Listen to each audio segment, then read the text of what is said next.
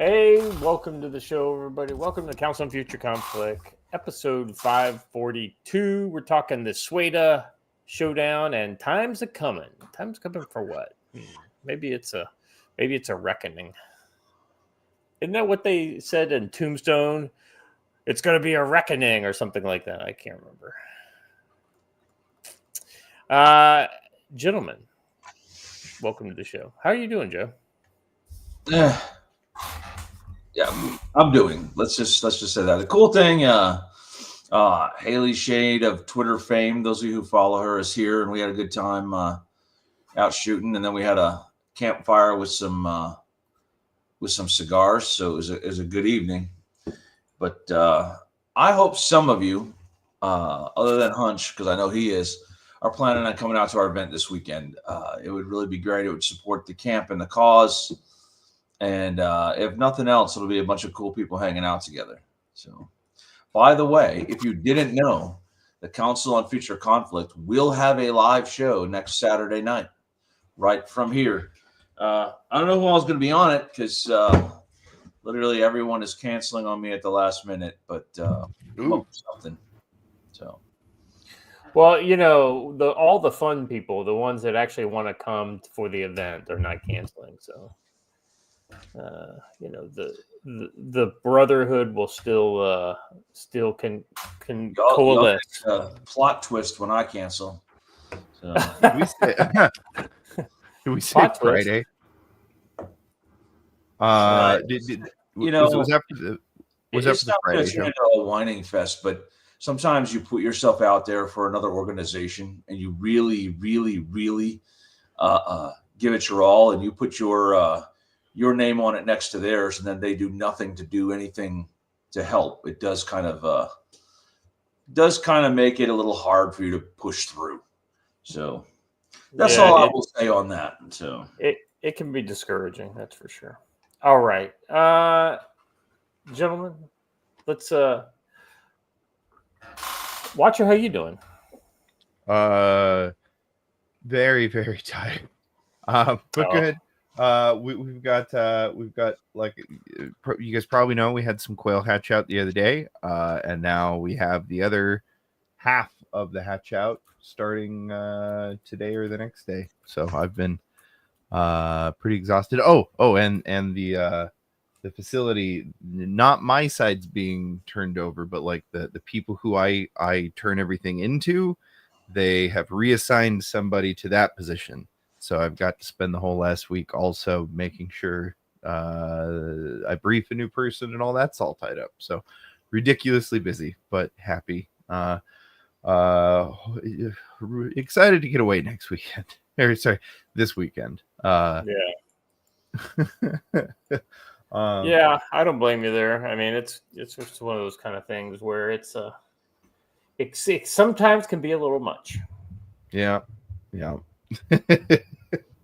But good. Oh, no, hold on. I do have a weird bit of a thing. I don't know if everybody else gets this, but wife and I both practically turned to each other at the same time, and we're like, oh my goodness, we have finally reached the point of our life where we're like, we have a fridge in the garage grown up.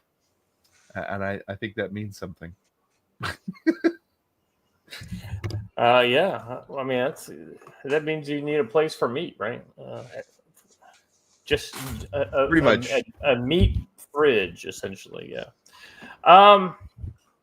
Gentlemen, shall we dive right into the show? Let's do it. Yes. I don't know if you guys. I don't know if you guys heard about this first one. So the story is illegal alien monster shoots border patrol agent point blank in Manhattan. Did you hear about this one, Joe? I hate when a guy gets shot right in the Manhattan. Yeah, I did. And actually, I've seen the video. It was literally an ambush. So, off-duty U.S. Border Patrol agent was shot in the face by a moped riding illegal alien in New York City Park. The suspect, 21-year-old Dominican national Miguel Francisco Nunez, reportedly entered the country under the Biden-Harris regime's open border policies. Despite having a criminal record and an active deportation order, he remained in a sanctuary city. The sad thing is that I'm sure there are the disgusting leftists out there that'll say, "Oh, this is good. Like, he deserved to get shot." That type of thing. I mean, that just shows you how depraved the other side is these days, Joe. I think that the way we should treat sanctuary cities is the way that you treat open cities. Okay, so you're going to declare yourself a sanctuary city. We also will remove our protections from you and our funding from you and everything. Yeah. If you don't want to submit to federal law, then federal law should not benefit you in any way, shape, or form. We drop all enforcement of federal law in that city. We drop everything and see how they like it. Let's see what this video shows. This is shared by Homeland Security, DHS.gov on X. Okay. I have a question. If we're going to talk about this, I have a question about this video. I suppose Okay. I should probably let it play first before I go into it, but here you go. So it's two guys riding a moped or something, or a scooter. So, and then you're not seeing because it's a little blurry, because I've seen a better, less blurry version of this. This is the officer right here, and this is his off duty in civilian clothes. And this is his date.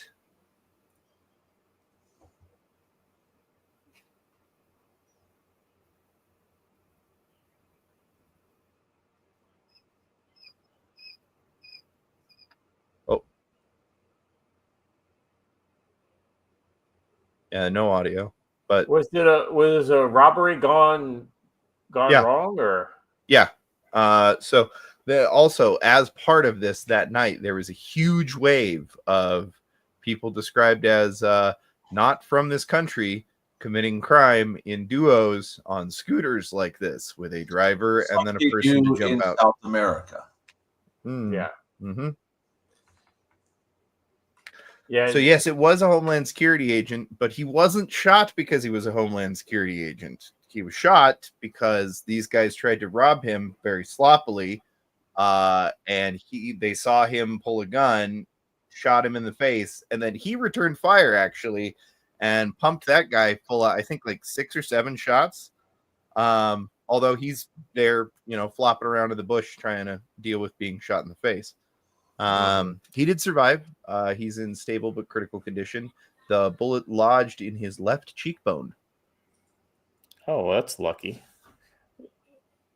And it makes me think this is probably either like a 22 or maybe a 25, something kind of an underpowered, pimp gun type thing. Probably. One would hope. But yeah. So like while it is awful, I originally thought, hey, somebody, ran up on an officer that was, in uniform on duty and popped him in the face. And turns out not quite. Yeah, it was just random luck that that's who he shot. But it is crazy. All right, so let me continue on here. On Truth Social, President Trump chimed in last night in New York. An incredible CBP officer. You got to read his voice. Come on. I'm not good at his voice. Last night in New York, an incredible CBP officer was shot in the face by an illegal alien monster freed from. I can't do it right now. Yeah. Anyhow, Trump continued. He was apprehended at the border in April in 2023, but instead of being deported, he was released. The CBP officer bravely fought off his attacker despite his wounds, demonstrating enormous skill and courage. The Democrats have flooded our nation with criminal invaders, and now they must all be thrown out or, in some cases, immediately prosecuted. In that we cannot take a chance that they are going to be able to come back. That's how evil and dangerous they are. So this is something random capitalization drives me nuts. Yeah. I'm I'm with you on that.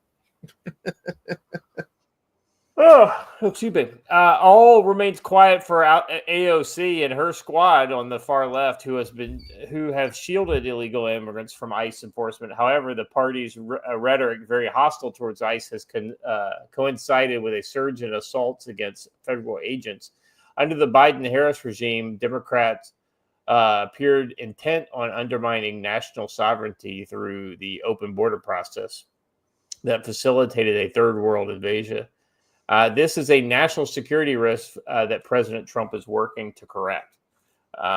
So essentially, this guy who's an off-duty. Initial reports described the suspect as Hispanic males, and given the Democrats' hostile rhetoric towards BP, Border Patrol, and ICE agents, a targeted attack against them could not be ruled out.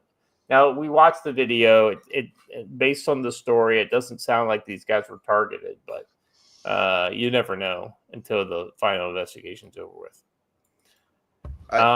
It was supposed to be Sicario shooters, not Sicario scooters. I don't know how that got. They missed that one. Well, I think that this proves that they've turned over writing of the simulation to an LLM. Yeah, right. No, yeah, the simulation is on fumes, and AI is writing it for us now.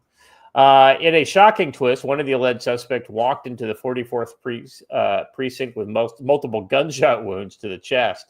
That individual is now in custody. The second suspect remains on the run.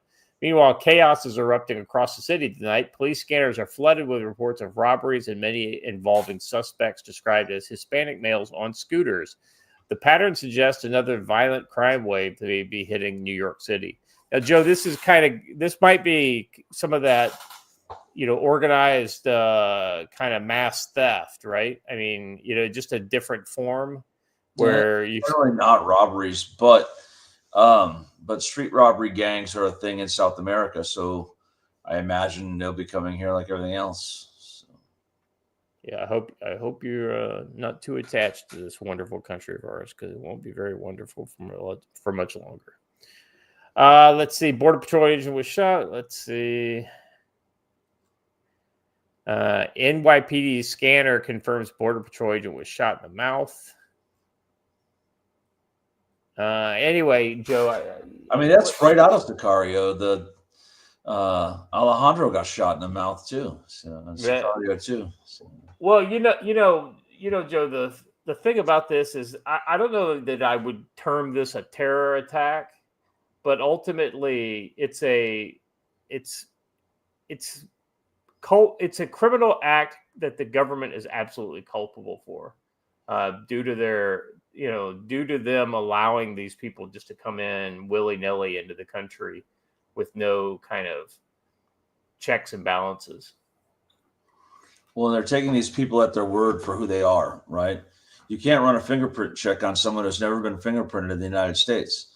So when they come in and they tell you, my name is Alejandro Mayorkas, as an example, you have no way to verify that. You just take them at their word, and that's their new name. So whatever history they had in that other country doesn't follow them.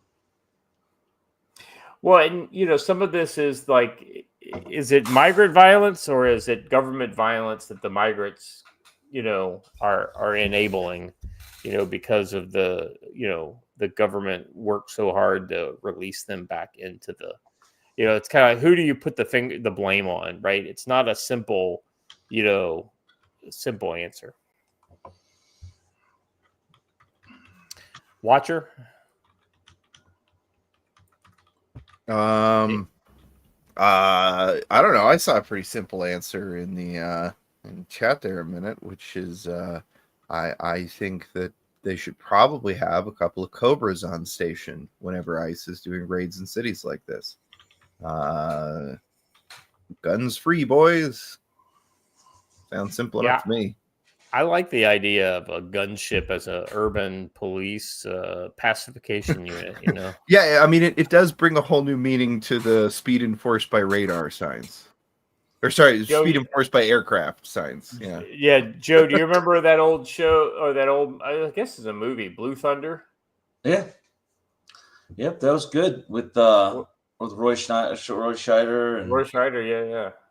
Well, and the funny thing, Well, Watcher. So this is a movie about the police that did get a gunship. Essentially, it was this kind of janky looking. It looked cool at the time, but now that we look back on it, it's kind of like okay, yeah, that was kind of chintzy, but yeah. But anyway, what's actually going to happen is not going to be government action. It's going to be vigilante action, which is going to be way harder to control and way more violent. Mm-hmm. Yeah, that's right. That's right. All right. Anything else in this one, guys? No, I think that's accurate. I think it's going to take people. I think it's going to take the average citizen deciding that they're willing to lend a hand. All right. Moving on. Now, Joe, this is one of those kind of. I'm going to term this a feel-good story. Okay. I think you'll see what I mean here as soon as Watcher pulls it up.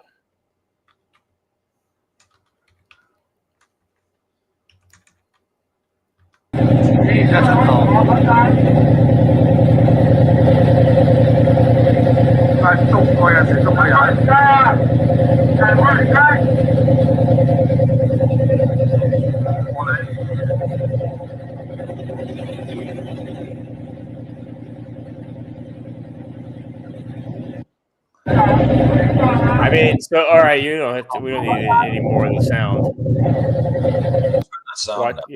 Yeah, just turn the sound off. Yeah. So essentially, what you've got here is the Taiwanese Coast Guard doing a little bit of their own water cannon diplomacy against the PRC maritime militia. It looks like China getting a taste of its own. The China Coast Guard ships are notorious for attacking boats sailing within their own waters with water cannons. A Taiwan Coast Guard ship chased away an intruding Chinese vessel using a water cannon. And so, yeah, this is just a perfect example of you love to see it, Joe. Yep, you do love to see it. Very cool. Give them a taste of their own medicine. Well, so let me ask you this. I mean, clearly China has different standards for everybody else than they have for themselves.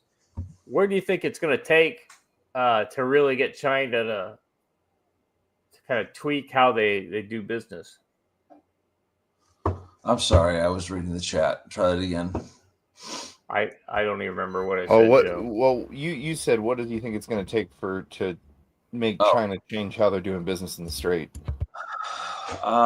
It's not. I mean, they're going to continue, and they're going to have to actually come to blows in some way, because they believe it to be their strait, and they're going to respond to this with harassment of Taiwanese boats and crowding of Taiwanese Coast Guard cutters. So it's going to be interesting to see what happens. It's going to actually end up being some sort of an actual conflict. They may just inundate the Taiwanese shore with their fishing militia that does a great job of intimidating everyone else. But I was really happy to see this. So that's kind of cool. Well, speaking of that fishing militia. Well, no, I mean, the thing for me, my question is that, what's good for the goose is good for the gander. But, what will China not take? What's going to cause them to go kind of kinetic when none of the Western kind of aligned powers have gone kinetic? What do you think? I don't know. I honestly don't think that they would take this if it was one of their Coast Guard ships. Now, maritime militia is one thing. The Coast Guard ship, they probably would have just absolutely rammed them back. Yeah, we saw that before with the Philippine Coast Guard and their Coast Guard, right? Going at it with hatchets on like it's 1871 or 1812. But I think that's the way to go. And I really think Durna's right. Just arrest them as pirates. CPP will disavow. You need to start boarding ships and seizing them and taking them to port. It's really the best way to handle it. Yeah. Well, I mean, we saw a little bit of that. I think it was last year when, they attempted to use the Philippine, National Guard and Coast Guard to, attempt to, fight back a little bit on one of these atolls. I can't remember what was it. Which one, Joe? Which one's the one where they've got the ship rammed up on it? As a base? Of the island, you mean? Yeah. Well, the ship is rammed up on that reef, the submerged reef. San Marcos is the ship. San Marcos. Yeah, I know. What's the? I can't remember the name of the atoll or the reef or whatever. South Johnson Reef. So anyway, the point is like last year you had essentially, the Chinese were bringing out knives and other kind of more kind of serious levels of violence, but still nothing. It's not firearms or anything like that. But it looked like they had Chinese Marines or Philippine Marines. I can't remember which were kind of getting in the mix on that one. So. Yeah, the Sierra Madre. I'm sorry. Yes, yeah, that was. Yeah, and he's totally right. It's the Thomas Shoal, but the specific. So the second Thomas Shoal is like a series of shoals. The actual one that it's on top of is called the Ayungan Shoal, and that's part of the second Thomas Shoal. I'll stick with second Thomas Shoal. I know, right? I think that's a little more. I got a little too much info when I looked into it. Although interestingly, I didn't know this before. The ship used to be called the USS Harnett Country. It was an LST. Yeah, the San Marcos was given to the Spanish, not the Philippines. No, but Big Johnson Reef is near Djibouti, Pinochet. Hey, by the way, before we go any further, I just want to say thank you to Hunch, the Dirty Roofer, for gifted 10 subs over in Rumble. So if you're not a member, if you're hanging out in the YouTube chat today and you're not a member over here on Rumble, there still may be a gifted sub or two over there that you might suck up. So just That's right. The Big Johnson Reef is a deep water reef. That's correct. Well, I just hope that Big Johnson doesn't get into a dispute with Djibouti. Yeah. It's not a dispute. It's more of a lack of cooperation from the Djibouti side. Causes some sort of a penetrating assault. That could certainly cause friction in the region. Yeah. Well, right. But speaking of causing friction in the region, and speaking of China's maritime, militia forces, particularly their fishing fleet, Korea has a little bit of a different way of dealing with them, don't they, Scott? Yeah. So this is some video of the Koreans basically saying, "Not no mo." Cheers to brave Korean soldiers for dragging out illegal Chinese fishing vessel from the Koreas. EEZ. This is what the illegal vessels deserve. China must also take its own medicine. So, two instances in just very recent history of the Chinese getting taken down a peg or two. And they're clearly, I mean, Joe, these guys are using like sticks and things like that to assault these guys. What did they use? They're lucky they don't fucking pull a 1985 VHS cassette player to record this, or I was thinking the exact same thing. We've got this exact line of bar across the bottom here because whatever the VHS was they recorded this with was out of track, like I had bad tracking.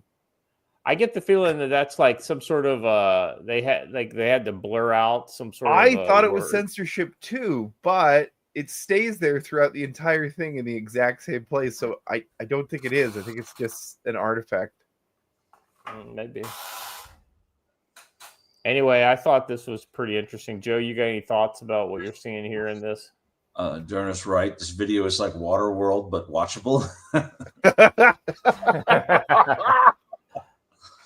You see Kevin Costner come flying through on a jet ski. But I think this is good. I think that China wasn't expecting this, and I think that they deserve it.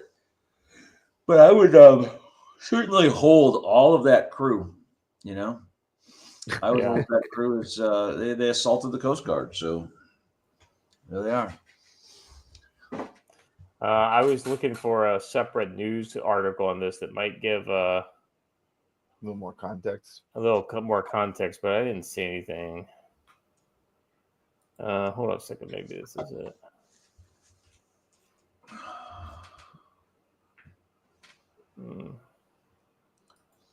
Nope, that's not it.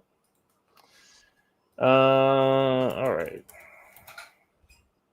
Sorry, gents.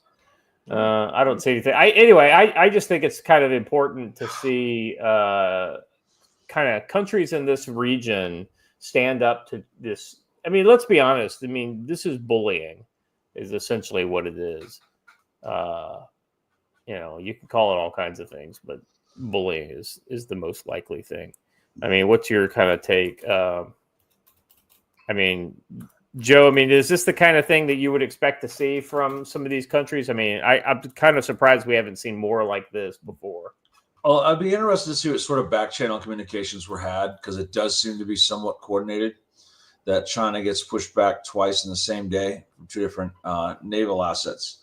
But like all bullies, usually the bluster goes away once you get punched in the mouth. So I guess we'll see what happens later in the day. If China just ignores them and says nothing, then they may have made progress. But I honestly believe China is going to double down in both areas. Yeah, that's a good point. We'll see. I mean, I don't know. Not capable of backing down. So. Yeah, that's a good point. Watcher, you got any thoughts?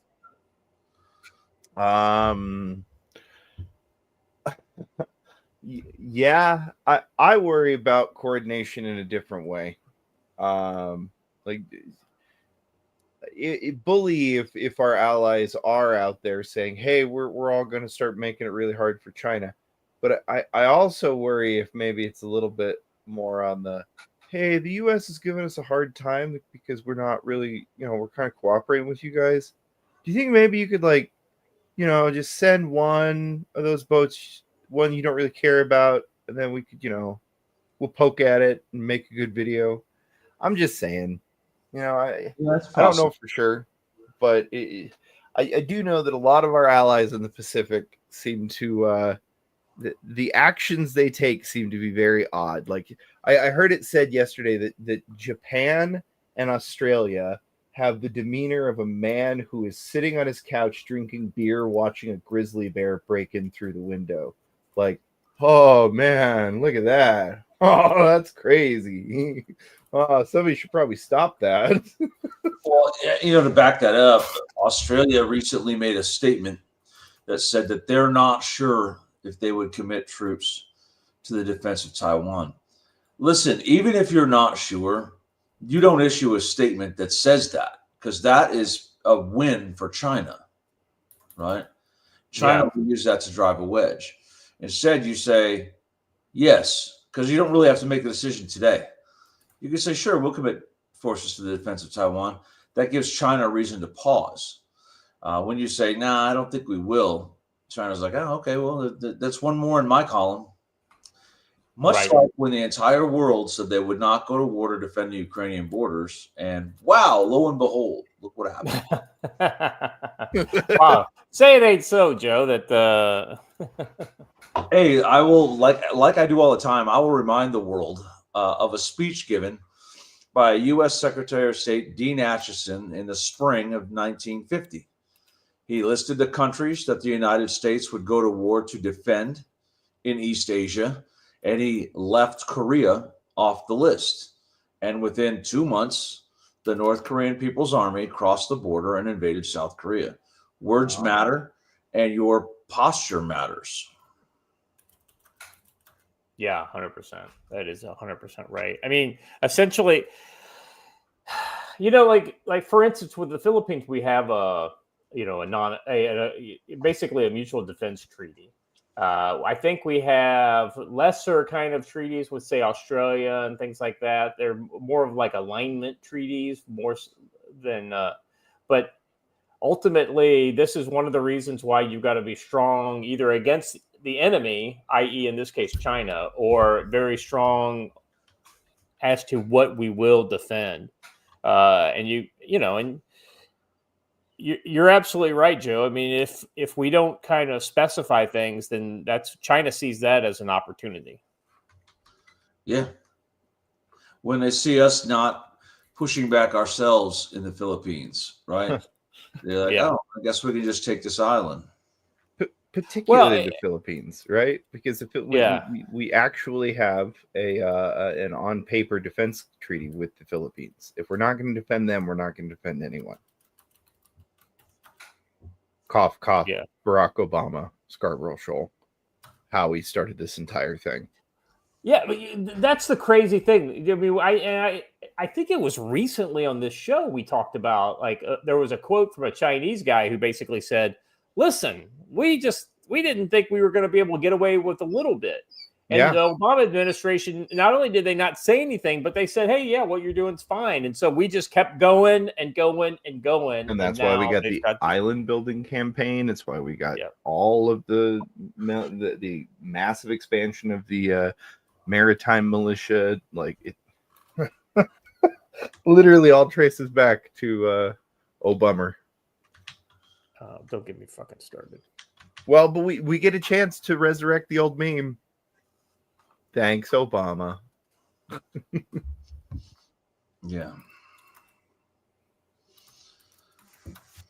All right. Let's move on to our next odds and ends, shall we? This is so, you guys, you might know that we've been a little critical of Elon Musk from time to time. We've also sung his praises when it's kind of like we call balls and strikes with the guy, right? I think there's too many people out there that just hang the moon on this guy. But ultimately, the thing that I'd like to point out with this one is that when somebody with a giant microphone like what he has says the things that I agree with, let's at least give him some credit. Let's listen to his little talk here, and we'll kind of kick it around a little bit. You're clearly seeing a massive increase in the number of attacks in Italy and broadly in Europe, and the legacy media downplays these attacks. But the attacks, the terrorism, the killing of innocent people is rising every week. There's more, and it's more and more. And eventually, I think we're going to see widespread slaughter in Europe. That is the trend. If you simply extrapolate the trend of what is the rate at which the terrorist attacks are occurring in Europe, and put those points, it's basically deadly attacks versus time on a graph, and extrapolate that graph, it leads to the slaughter of Europe. Your friends, your family, your children, your parents. That's where it leads. The numbers are clear. You're clearly seeing a map. It's almost like that's the design of Islam. Yeah, 100%, Joe. I mean, it's almost like there's somebody pulling some strings somewhere. It's almost like this is divinely or maybe infernally designed. I read this book once. It said unchecked migration of people who hate you always leads to this. Weird.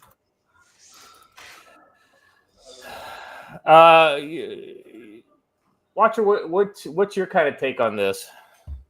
Well, funnily enough, I was thinking about this other book that Joe reads all the time, in which the mass migration of people who don't agree with you and don't like you into your lands is considered a punishment by the Almighty. Same book. Yeah, ironically. Yeah. And when what's ironic is we have actually a T-shirt about this. When Gideon is told to cast them out, he says, "Why didn't you help us, God?" And God said, "Am I not sending you?" He's talking to you right there in front of my camera. All of you are supposed to be doing something about this, and we're not. Well, sorry. Apparently that chick has something to say. All right. Joe, you want to talk a little bit about tactical-wisdom.com and the it's not really. but I will. And well, we got the big event this weekend.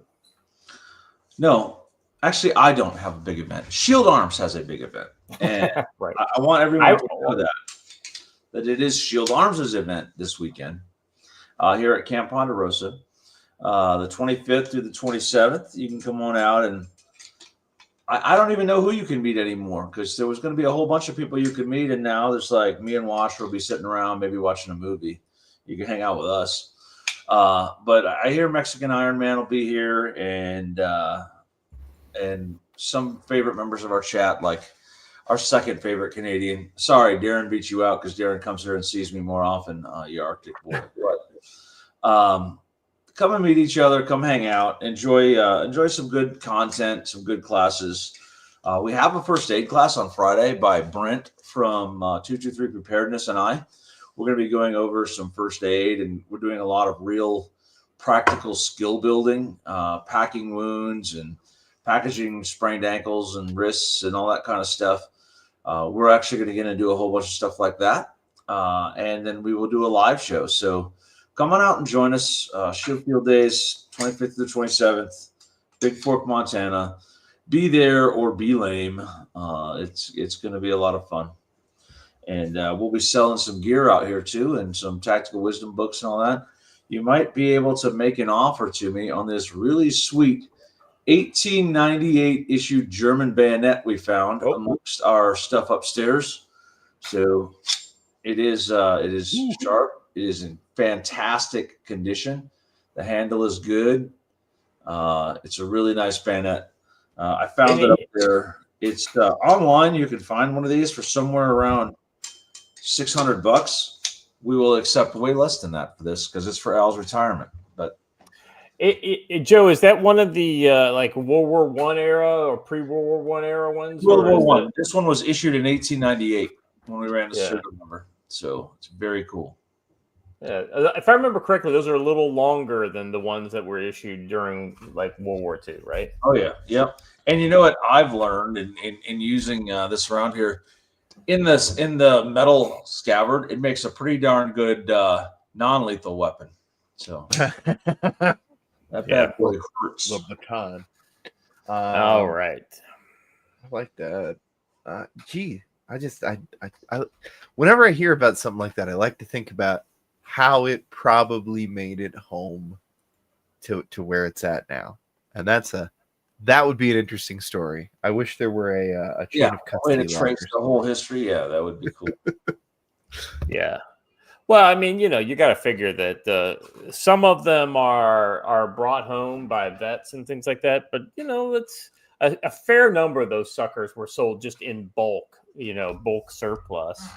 Post-war, yeah. Well, I understand that this one was actually brought home by someone from World War I, but that's cool. It's cool if you have that kind of if you ever get the story on like how that happens. So it's hard to do those. So I found out early something kind of cool about a lot of that memorabilia that I didn't know, because I looked at some of it and it's like, oh, what do you like? It's ashtrays and a lighter made out of shells and stuff, right? And I always thought that was like people after the war trying to profit on it.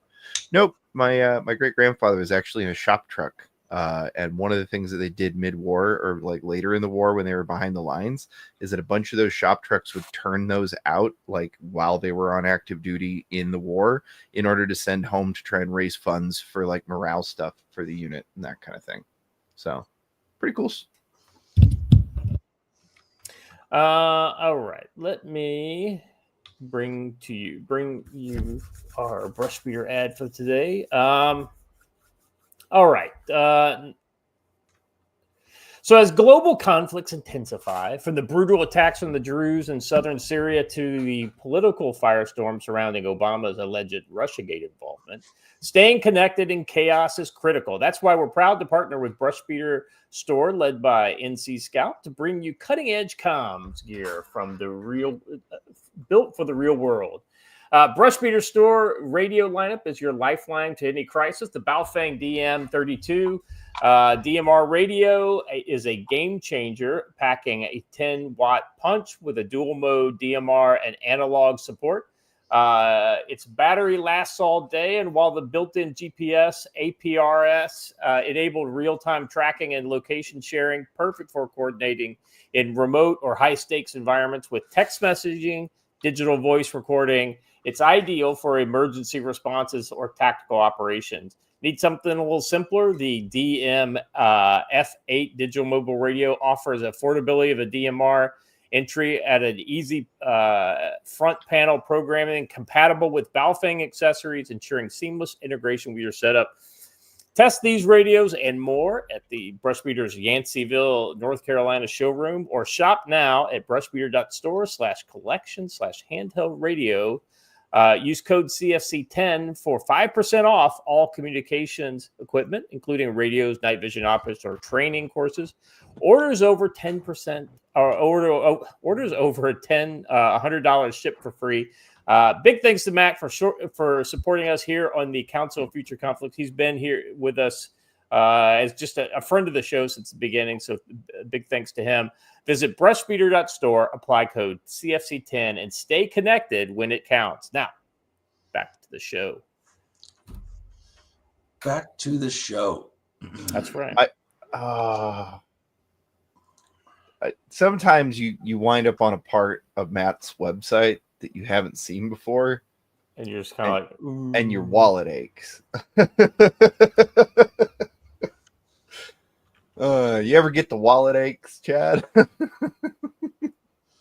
Not me, man. I can't handle that. It's like I don't even look.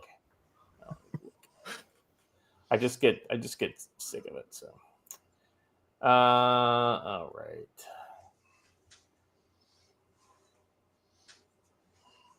All right, let's look at our main topic for today, the Sweida Showdown. So we talked about this on Friday, and it's only gotten worse since then. Now, I will say, and we were talking about this before the show, this is a great example of one of those stories where there's not a whole lot of really solid reportage of like what's happening. You get all these disparate videos, and there's definitely some bad shit happening in this neighborhood, but ultimately it's really hard to tell exactly what's going on. So just keep that in mind as we go through this one. And you know, Joe, we can parse some of this. I think we'll get an idea of what's going on. But it seems, you know, with the numbers of fighters, Syrian fighters we saw being mobilized on Friday, it appeared to be a fucking massive mobilization. But that being said, we didn't see the the Druze were completely overrun and all, 60,000 of them were massacred. We didn't get any news like that. So, something in the middle is happening. Nearly 1,000 killed in clashes in Syria's south with 80,000 displaced. The death toll from the past week of spiraling violence in Syria's Sweida province, a stronghold of the Druze minority, which is also a presence of Christians, is climbed to 940 since last weekend, according to Syrian Observatory for Human Rights, despite a recent declared ceasefire. Let me interject here and remind everyone that the Syrian Observatory for Human Rights is where you got the white helmets, which turned out to be a complete and total fraud. Yeah, 100%. So it's kind of like, your mileage may vary when it comes to their numbers. But that being said, they're reporting on the Druze, which, I don't know. I don't know if that will skew them one way or the other. Among the dead are 326 Druze fighters, 262 Druze civilians, including 182 reportedly executed on the spot by forces. Now, we have seen video of executions in the street by HTS fighters. So there's probably some validity to that report. Also reported the deaths of 312 government security forces and 21 Sunni Bedouins, 3 of whom were civilians allegedly executed by Druze fighters. Additionally, some 15 Syrian government troops were killed in Israeli airstrikes.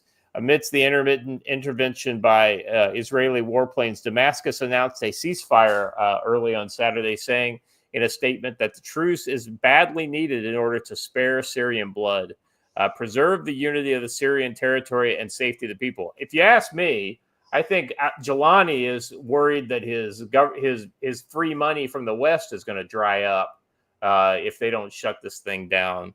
But his fighters have got their blood up, so it's kind of hard to rein them in.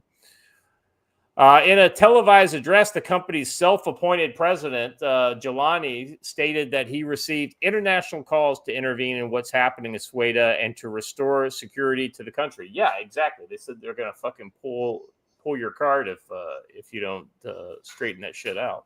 He described the Israeli military intervention as reigniting tensions in the city of Sweida, with fighting there at a dangerous turning point. Interestingly, he also at one point thanked the United States for its support. Al Jazeera has observed that tens of thousands have been fleeing the fighting. According to the Syrian Health Ministry, the death toll from the fighting in the Druze majority city is now at 260. An estimated 80,000 people have fled the area, according to the International Organization for Migration. That's a new one on me. I haven't heard of that one. But if they're an international organization, I tend to doubt anything they say. A lot of extrajudicial killings are being reported. People are suffering, even those who have been killed or forced to flee. They don't have electricity. They don't have water, because most of those services have been badly afflicted by the fighting. Government forces further say that they want to defeat the Druze leaders and who have allied themselves with a foreign power, Israel. Israel has of late made no secret that it's backing the Druze cause, but critics see Netanyahu's expansionist divide and rule policies at work. And so you've also got a pretty large contingent of Greek Orthodox in the region as well. Let's see. This guy right here is a Greek Orthodox father. I don't know if is this in English or is this in some other language. All right, so it's translated. So I guess we could read it. Let's see. We've been living together for hundreds of years. We and our Druze brothers here, and we live with them. We ask Europe and the Vatican and the whole world for international protection for this region. Off Sweida for our brothers, for us, our Druze brothers. My dear ones, and we condemn every criminal act. We are advocates of peace, my dear ones. Okay, my dear. We reject takfir, which is excommunication, and we reject killing. All of this is condemned for us, and we want international protection from you. We want to stay in our homes. We want to stay with our Druze brothers, with our people, us and them, not just our neighbors. We are brothers. You know, Joe, if the Christians are with the Druze, it makes me kind of take the Druze side, don't you think? Well, I would always take the Druze side over straight Islamists anyway. But let me ask a question. Why does it have to be international protection? Why can't they defend themselves? Yeah. Well, yeah, I tend to agree with you. Though I wonder if this is an issue of maybe they feel like they're overwhelmed. No, this seems to be an issue of faith. I'm sorry. Go ahead, Watcher. No, this I could be wrong here, but the way he was phrasing it appears that their sect might be an entirely pacifist sect of Christians, and I think that's what he might be talking about there, is that they're not allowed by the way they interpret the word to defend themselves. If you follow Jesus, you are allowed to defend yourself. Let me just throw that. I agree with you. I agree with you. I just know that there are some sects that are wholly pacifist. Notice who he asked for help. The U.S., Europe, the U.K., and Europe. He did not ask the Kenyans for help. He did not ask the Ugandans for help. He didn't ask the Zimbabweans for help. So not even the Eritreans. Why didn't you ask the BRICS countries? And not one single mention of Djibouti. Yeah. But this is the problem throughout the world. The European colonizers were horrible and evil and did bad things. But by God, whenever someone is kicking their teeth in, everyone wants the European people or European ancestry people to come and save them. Just interesting. That's all. You're not even Wakanda. Not even Wakanda. Well, I don't know if you Yeah. guys heard, but apparently Wakanda got called off.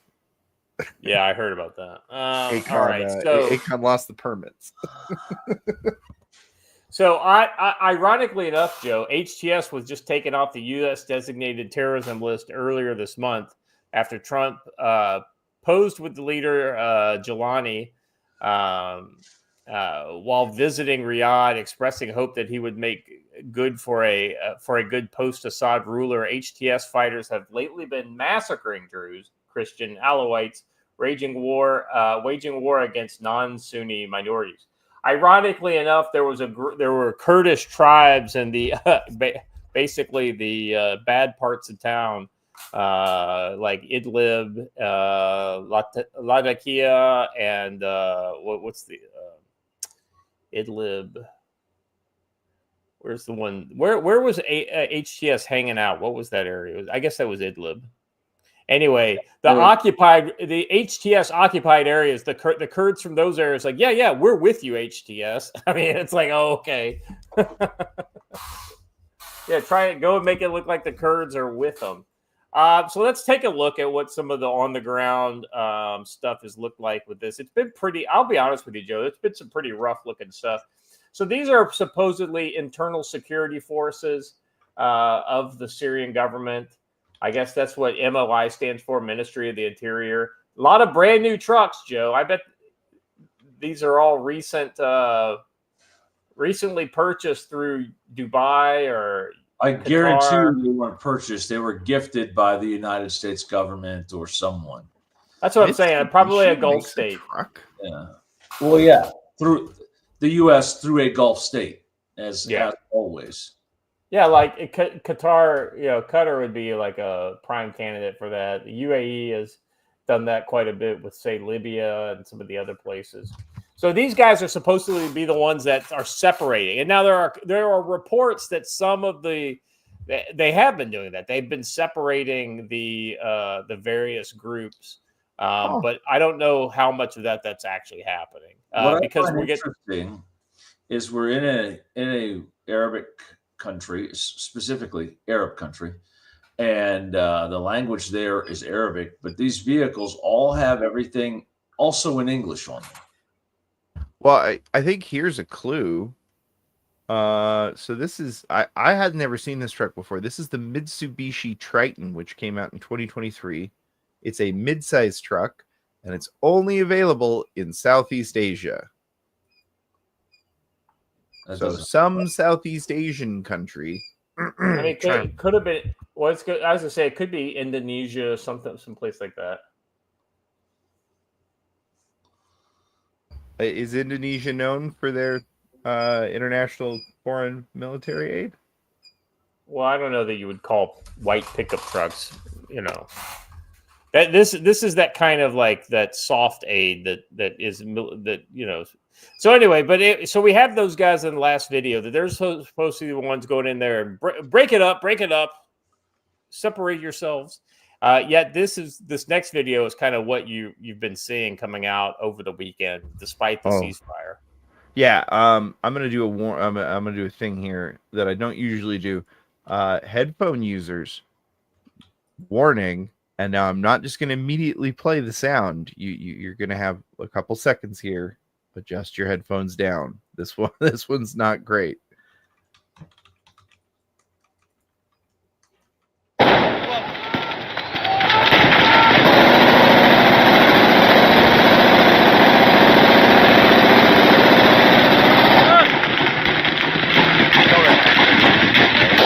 right, push pause. Hey, Jim Bob, how much you want me to shoot? Shoot it all, brother. Shoot it all. I guarantee you that guy hit exactly nothing. A bullet hose. That's your PKM bullet hose right there. Well, my favorite thing is that the cone was not enough for him as far as bullet dispersion. He had to mix it up and draw a couple little circles there as he was going. That's well, he's probably writing his name on the side of a wall. Well, yeah, that's how you know you're dealing with a professional. And now he's running back to the truck for another belt. Yeah, that is the Mark I bullet hose. You know what? You know what he's got playing in his headphones? 8.7. Utter. I mean, you're not wrong. So I freely admit that I fell asleep one night listening to back in the original Ukrainian Civil War. There was a webcam from Donetsk, and I literally was listening to the battle sounds of the Donetsk airport on the webcam as I fell asleep. So, yeah, I will freely admit that there were many nights in the 2020 era for sure that I definitely fell asleep watching riots. Would wake up to gunshots. That guy walk up and take the key out of his motorcycle. Yeah. All the things to worry about right now, that's probably the least. And I probably would have kept it in there in case I needed to leave in a hurry. Yeah. What's funny is I was actually, I didn't notice the guy take the key out of it, but I was looking at that bike going like, God, that's probably all of. Oh wait, I forgot my keys, bro. I want to catch up because I've fallen behind. Peter State's helicopter tours for $2 said, how soon before Elon makes XD fence? I can see it now. Starlink guided 8 HIMARS towed by the minivan of every soccer mom. Yeah, here's the thing. I think X defense is that's happened a long time ago. Yeah, well, I was going to say, so SpaceX already has plenty of government contracts. Many of those government contracts are DoD contracts, and there is already a DoD exclusive Starlink system, I think, with almost 3,000 satellites up in space as we speak, and I think it's called Starshield. And then, by the way, you've got Palmer Luckey, who is basically the conservative Elon Musk of in the tech world, and he has his own defense company as well. I'm telling you, the guys in the Rumble chat with the real life are killing it. Machine guns, y'all are killing it because that is all real. Oh, I don't want an ice cream cone. One of my best friends in the Marine Corps was a machine gun. Oh, deaf as hell. I love it. No, I didn't say burn left. I said turn left. Oops. Let's see. What else do we have here on the docket for Syria? Here we go. Oh, dang it. Oh, so that is what's that? Oh, I didn't say. I said contact left, not how much of your contract is left. Yeah. So yeah, this is. So you've got the members of the press, completely, unbiased. Sure. Going in. I believe that's not actually a press person. Joe, I got a sneaking suspicion that you're right. We got the cherry right on top there, folks.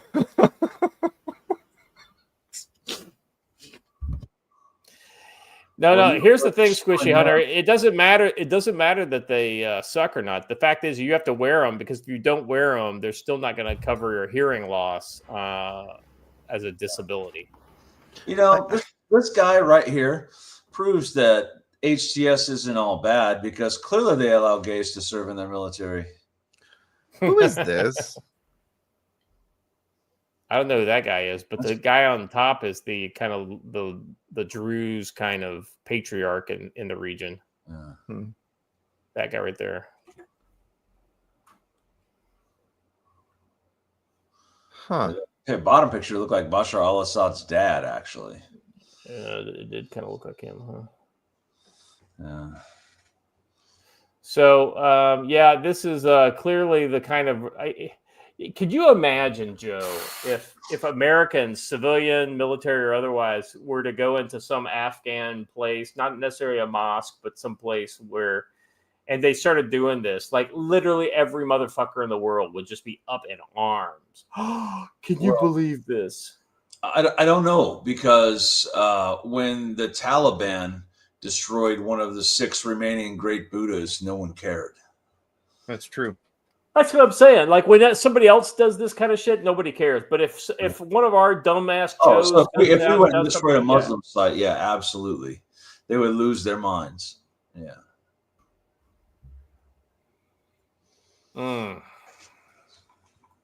All right, moving on. Let's see, what do we got next here? Yeah. So this is a bottom one looks like Hafez al-Assad, and that's what I thought too. So this is a separate story. I figured we'd at least get an independent confirmation on some of this stuff. So bloodshed in Sweida, over 1,100 killed in violence similar to coastal massacres. You know, Joe, it's so shocking how similar to a lot of this stuff is to the Alawite massacres we saw along the coast, you know, earlier this year. I mean, we knew it was going to happen. We knew the Druze were going to get this. I mean, so nobody's surprised here. Can I just point out, though, the ridiculousness of putting an asterisk in the middle of the word "killed" when you put the word "bloodshed" just in front of it? So yeah, and massacres.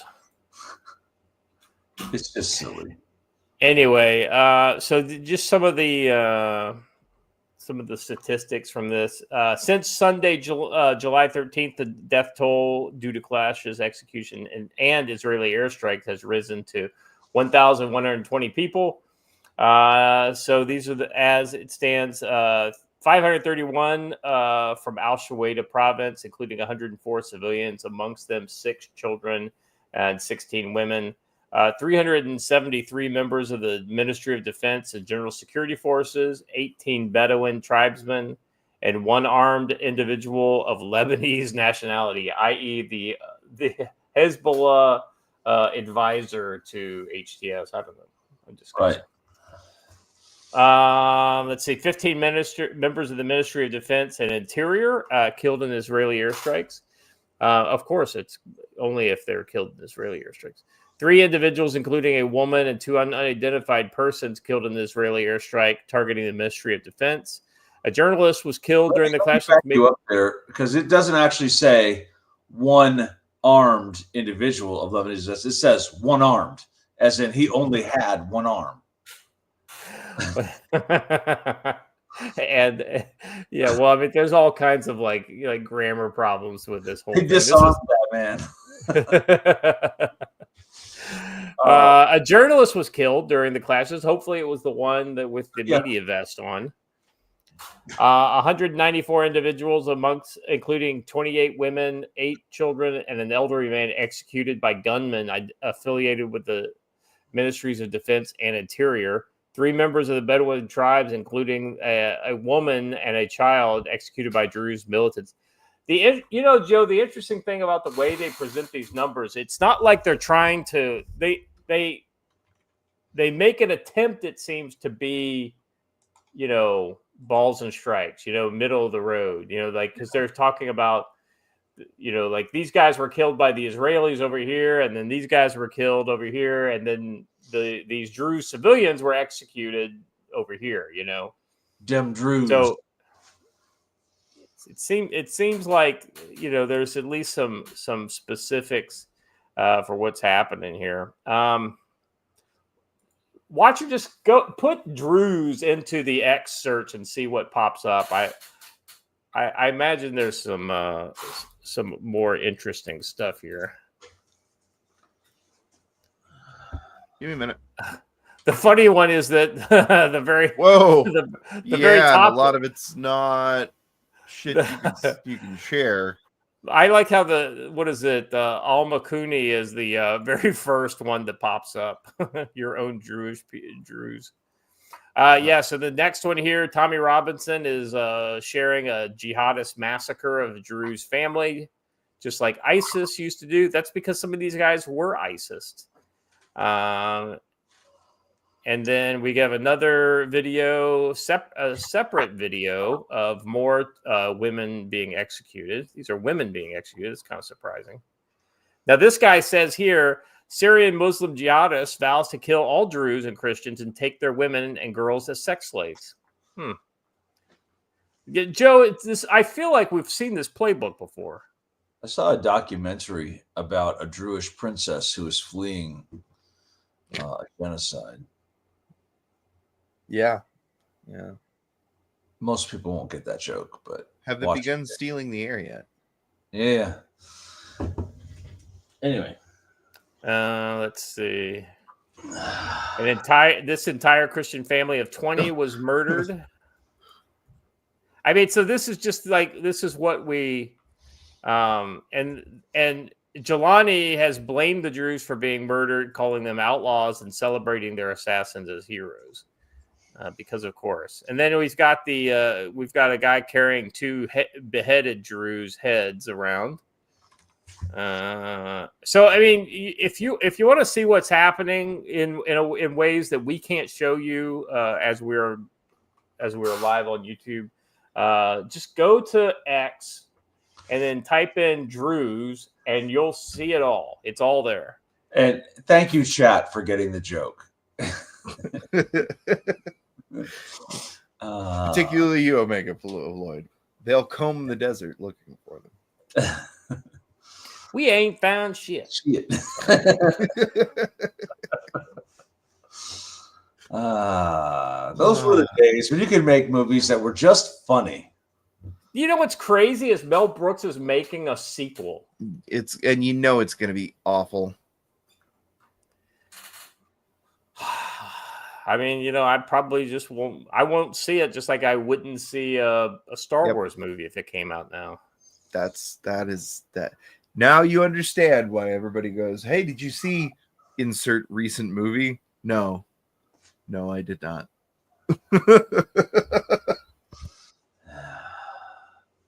Yeah. All right, gentlemen, should we move on to our next topic of the evening? I feel like the night is going to end early for us. Well, it's morning. We'll end up early. So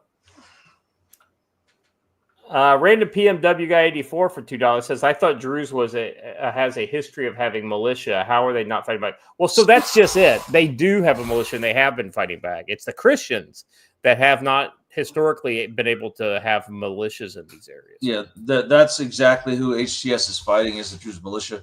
The Druze militia began in Beirut. And then this place is not far from Beirut. I mean, we're talking less than 60 miles. Yeah. So, they do have a history of it, and they are fighting back. So. And let's be honest, this all started because the Druze militias basically started kicking the ass of the Bedouins in that local area, and so that's kind of what kicked this whole thing up. Now, let's be honest, probably the Druze got ahead of their skis a little bit because they we've got the Israeli Air Force on our side. Let's settle some scores with our local Bedouin, rivals. I mean, that wouldn't surprise me if that's exactly how this all started. Yeah. I mean, this just goes to back to what we've talked about, Joe, that this is not a country at peace at all. This is a country that's literally in Mad Max levels of anarchy. Oh yeah, it really is. And I have to go here. So I'm sorry, chap, but I have to go here. Squishy Hunter said, I had Beirut once, couldn't sit down for a week. Beirut has its roots in Djibouti. So. It's true. Yeah, it's true. It usually erupts around Djibouti. Yeah. All right. So, gentlemen, go ahead. Apparently, I was just gonna say before we move on from the topic, if chat's looking, apparently Sarah Adams is posting a lot about the Druze attacks. So if you're looking for a way to stay up on that. What? Opportunistic Sarah Adams is being opportunistic? Shut up. Say it's not so. Yeah. But video's video. I don't ever see her stuff. I follow her, but I never see her stuff. I never see her stuff because I don't go looking for it. Saying there's going to be a terror attack in the U.S. is not a hard prediction to make. So yeah, this is true. Throwing that out there. All right. Yeah, and if you want to see a bunch of snuff films, yep, looks like she's got several of them on her page. All right. Let me be honest. Like, I don't blanch at that. I think it's important to know what reality looks like, but I don't go looking for that shit. And when I find it, I'm just kind of like, it hurts my soul every time I see that shit, especially when it's civilians that are getting caught up in all this stuff. Yeah. That's the tragedy of life outside of the U.S. and most Americans never realize it, or Europeans even realize it. That's the reality of life in the rest of the world. Life as a civilian outside of Western civilization is rough. It is a Mad Max world outside of Western civilization. Yeah, no, you're 100% right. Okay, let's see. Guys, the second topic, I was hesitant about this because you guys know that I'm not a big, like, I don't like to kind of get into politics, but I can't help but see conflict in this next story. Especially if you want to motivate like the far left, this story has a lot of potential to do that. Now, let's be honest, with the way the Justice Department's been going, what are the likelihoods of any of this Barry Obama, prosecution ever happening? It's not. I think it's low. That being said, it's kind of like any war that might start, and we think it's only got a 20% chance of starting. Listen, we've made like 45 to 50 criminal referrals from Russiagate, and none of them have gone anywhere. So I don't know. Yeah. So I don't know if unless there's some sort of new shit that nobody's ever seen before or whatever. So we've got two stories here, and they cover some of the same ground. So we'll talk about this. Betrayal of every American. Barack Obama now squarely in Russiagate crosshairs. New disclosures from Tulsi Gabbard. I can tell you what, I get the feeling, Joe, if you want to know Tulsi Gabbard's motivation for going so hard to the right on her tack to the right is because I think she felt very attacked during the whole kind of, I'll be honest, I think she's setting herself up for 28.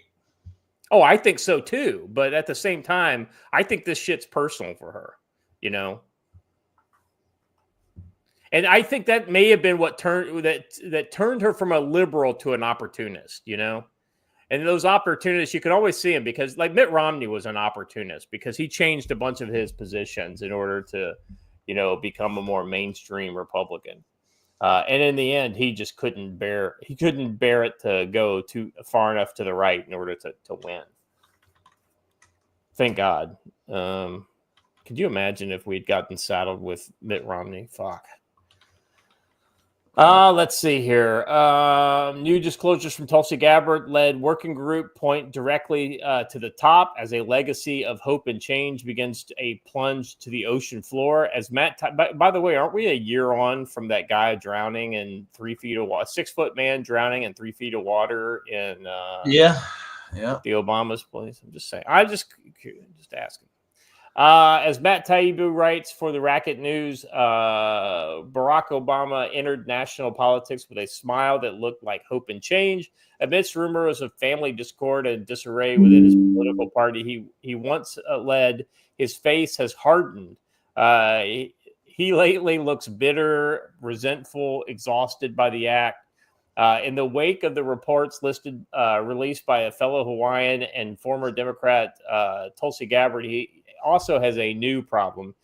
It once seemed to a lock that Obama would be remembered as some winsome hero of the Shepard Fairey portrait, but Gabbard's documents place him at the center of an unprecedented act of political sabotage committed in his last Oval Office days as a humiliated lame duck in the winter of 16 to 17. The new DNI is targeting Obama's legacy and maybe even his freedom, detailing a treasonous conspiracy committed by officials at the highest level of our government. announcing that everyone involved must be investigated and prosecuted to the fullest extent of the law. 10 days ago, news broke that Donald Trump's Justice Department opened criminal investigations into two of Obama's top deputies, former FBI James Comey and former CIA head John Brennan. I guess the stuff that I've heard come out about Brennan is the most damning stuff that I've heard. But then again, Brennan's been a fucking idiot, for a long time, so it's not a big surprise. Yeah. Last Sunday, Gabbard's OD and I hosted an urgent meeting to discuss the new information on Russiagate with members of the Justice Department and the President's Intelligence Advisory Board. All week, Washington buzzed with rumors about imminent document releases, the Epstein report. But what came out wasn't what many expected. Gabbard's documents show that Obama White House overruling months of reports downplaying Russian interference and ordering subordinates to set a time bomb of manipulated intelligence with the aim of trying to top, as Gabbard describes it, usurp an incoming president. No longer a tertiary character, Obama is now the center square in the Russiagate scam, as one source put it. Mainstream press outlets like the New York Times and Politico have already run pieces quoting Democratic Party mouthpieces, shrugging off Gabbard's reports as baseless and an attempt to change the subject. But coverage may not matter, as the investigation into Trump-Russia hoax is no longer about trying to change hearts and minds. Multiple sources say Gabbard's team is focused on accountability by gathering evidence for the court-ready cases. The matter may soon need a special prosecutor. The only thing that gives me any thought that this may get pushed is one reason, and you guys have heard me talk about this in the past, is if you can put money on anything in the Trump White House, it's that Trump's ego will absolutely will drive his motivation to do things in a political nature. And anything he could do to basically get the Russiagate, off of his legacy and onto somebody else, I think he's got every bit of ego, to make that happen. Well, I don't remember who pointed it out over the weekend, but any charges that come of this would be filed in the DC circuit, and therefore that's the end of it. You can wish and hope and dream all you want that Donald Trump's going to be able to make some sort of a dramatic change to the way things are ran, but it all begins and ends in the DC circuit.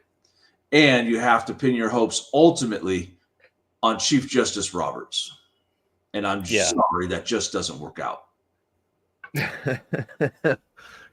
It has often been attempted.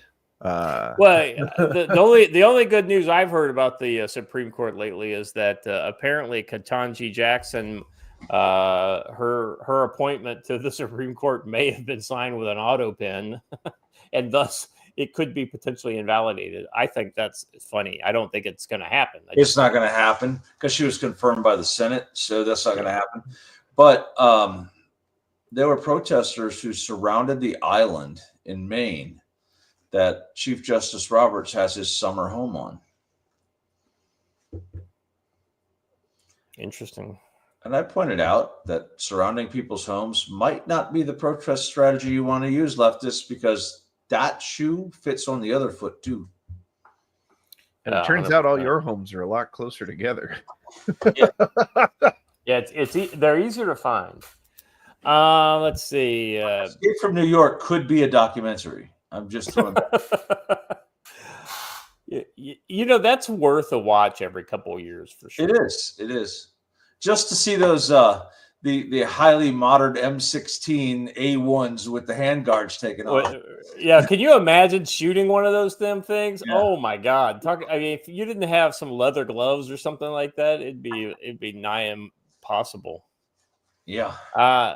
Let's see. Another expression of skepticism that anything significant would come of these investigations, and pointed to Special Counsel John Durham's ill-fated probe. It's always something, thanks to the investigation kicked off by this ICA, that subsequent probe by the Special Counsel Robert Mueller. There are people who went to jail, fell ill, went through family crises, and dealt with other serious problems. As a result, there are a lot of eyes on this investigation and high expectations. Failure for Gabbard's team to deliver real consequences would bring heavy criticism from both sides. Yeah, I don't know what this seems like a weird one to really hook her wagon to. You know, she's really making a big deal about this. This is the reason why it makes me feel like this is personal for her. Like she's got some real kind of personal motivation to go after him.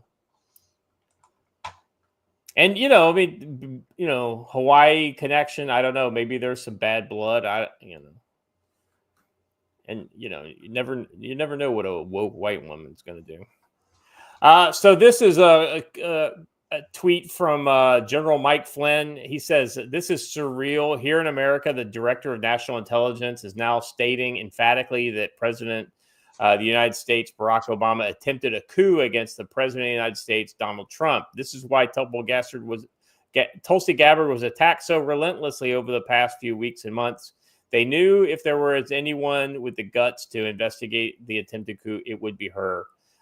You know, I mean, it's interesting to see General Flynn praising her so highly. I think this is, you know, calculated, but you know, he also may really believe this. You know, he's another one that's probably holding out hope that there's something there that's going to essentially, you know, take the target off of his back as well. He probably should have not accepted a plea bargain. He should have forced them to go to court. 100%. I'll be honest with you. I think that's all about them going after his family.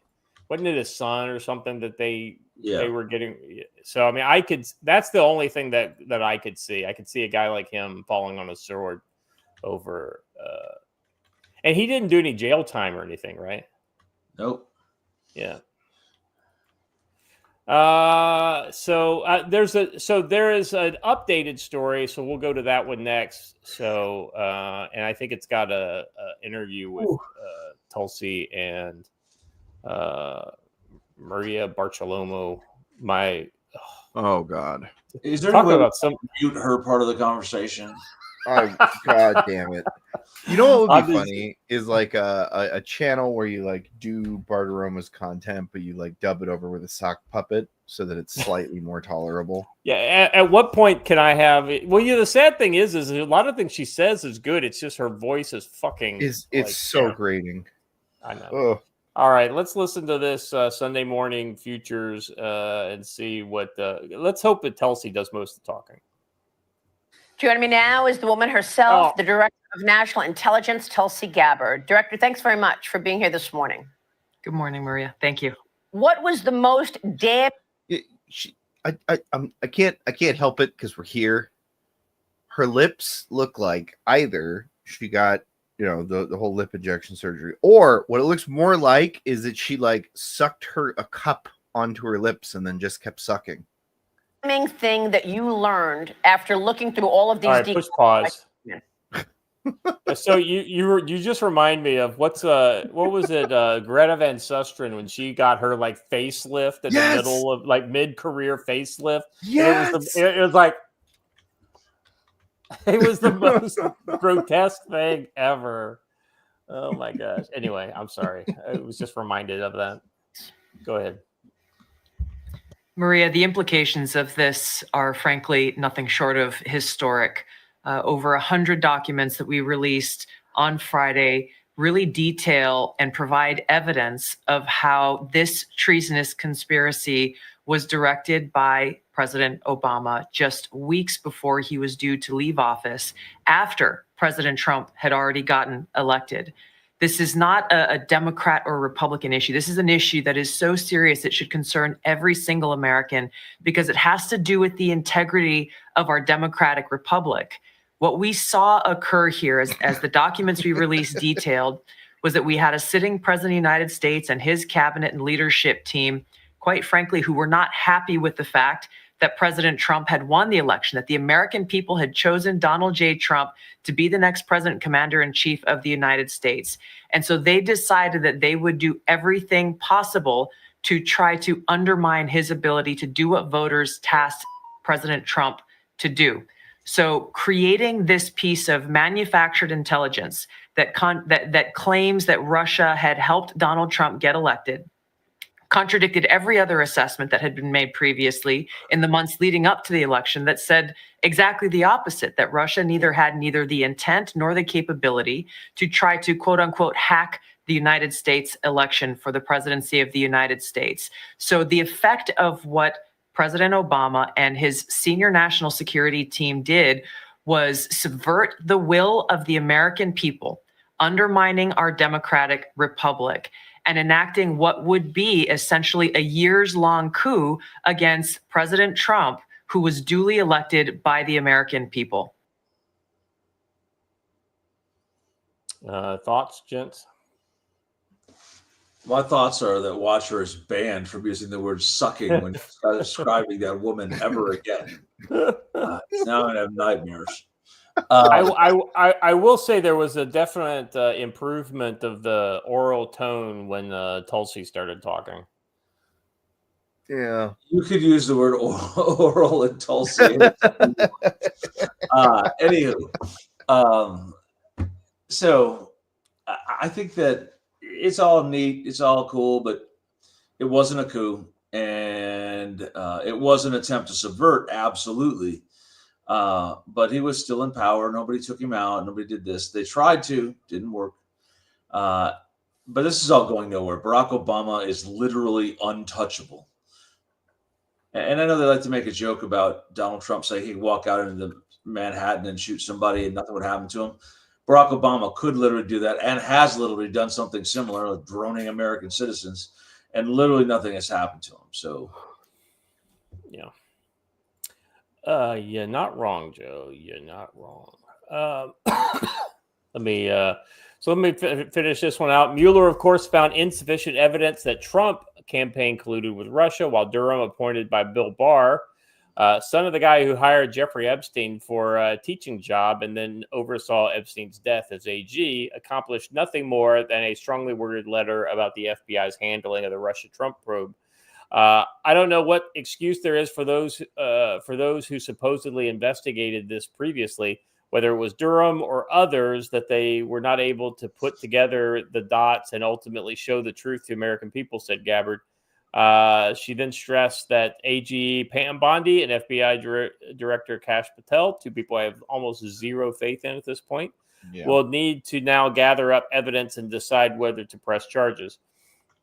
And then, so this Paul Sperry one was interesting because I wasn't this is interesting. Director of National Intelligence, Tulsi Gabbard, says, we have whistleblowers. All right, hold on a second. We have whistleblowers coming out of the woodwork, including intelligence analysts who work on Obama and Brennan's fraudulent ICA and were disgusted by what happened, and their affidavits will be provided to the DOJ. Hey, I think this is great. If anything, I'm more interested just for the transparency. I would love for Obama to never, well, I don't say I would love for him never to go to jail. I would say I would be very happy if we could just make his name mud, in history. Yeah. Well, so somebody said something here that I'd like to dwell on for a moment. Just somebody said, is Obama untouchable because he bailed out the banks in Wall Street? Yeah. I don't have an answer for that. The only thing I can say is it does seem that it's very weird that a political nobody walks on the scene and then makes such staggeringly large changes.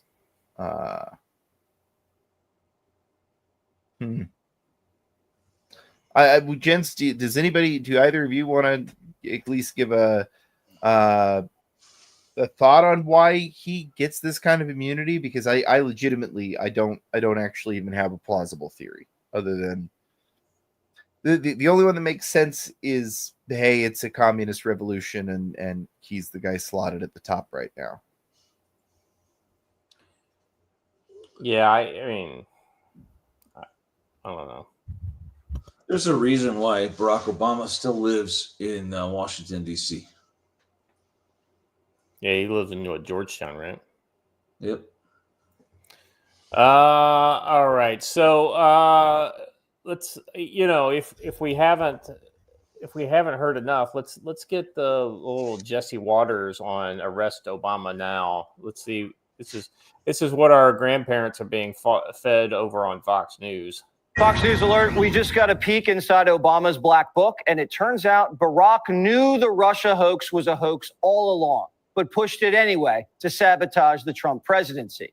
DNI Tulsi Gabbard declassifying pages and pages of documents, showing Obama's intel guys briefed him just weeks after the 2016 election that the Russians didn't actually sway the election. Quote, we assessed that Russian and criminal actors did not impact the recent U.S. election results. Criminal activity also failed to reach the scale and sophistication necessary to change election outcomes. But Obama just couldn't accept that. So he and his staff instructed intel agencies to cook up new reports to support Russia collusion. Quote, after the meetings, Clapper's executive assistant emailed intelligence community leaders, tasking them to create a new intelligence community assessment per the president's request that detailed the tools Moscow used and actions it took to influence the 2016 election. Tulsi Gabbard described what she found as a conspiracy to subvert the will of the American people. And she says the people involved should be prosecuted and has made a criminal referral to the Department of Justice.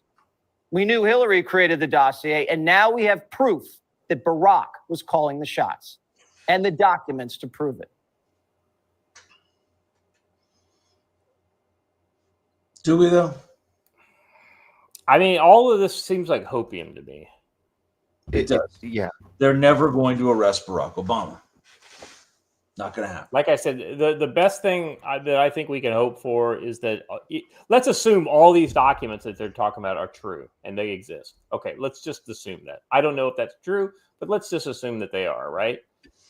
The best thing that we can happen is they all get released, and then we all see that he was a lying piece of shit, and he loses all credibility, and he fades into obscurity, has a heart attack 3 years from now, and we never hear about him again until somebody writes some sort of scathing historical retrospective of him, you know, after the fifth Republican president in a row has been elected. That's about the best we can hope for. If they do arrest Barack Obama, that is a surefire way to cause violence in the streets. Oh yeah, Joe, this actually gets to the reason why I think this is interesting. And it's because it's not the Barack Obama get arrested. It's not all whatever. It's not even the dirt that could come out of this. It's what do the people that we talk about all the time, the Antifas, the people who are committing terrorist action on a weekly basis in America, what do they do if their Lord and Savior, Barack Obama, gets thrown in the Hooskow? I mean, talk about an inciting incident. Again, I want to offer a kind of a third option here that I could totally see happening, because remember, the man's such a showman. You almost can see it writing itself. They bring up the charges. They allow him to maintain his dignity, something he never allowed me to do. I'm going to allow him to just, we're not going to arrest him. He's just going to be in his home. Secret Service can take care of him. And then maybe they go through trial. Maybe they find a few things. And then Trump pardons him to be magnanimous. Yeah, I mean, that's likely. All right. And then finally, I guess this got shared on the president's Truth Social page, this video. Talk about things that are never going to happen. Yeah, for some of the places we broadcast, YouTube, we have to say out loud, and before we air this is AI generated. This is AI generated, and it is satirical. Oh, yeah, I can't play that music. Yeah, you don't need the music. So essentially, you got Barry O getting thrown to the ground. And, we're going to arrest you. And look at Trump just smiling and smiling. I want to know how they got the time traveling 1980s FBI agents.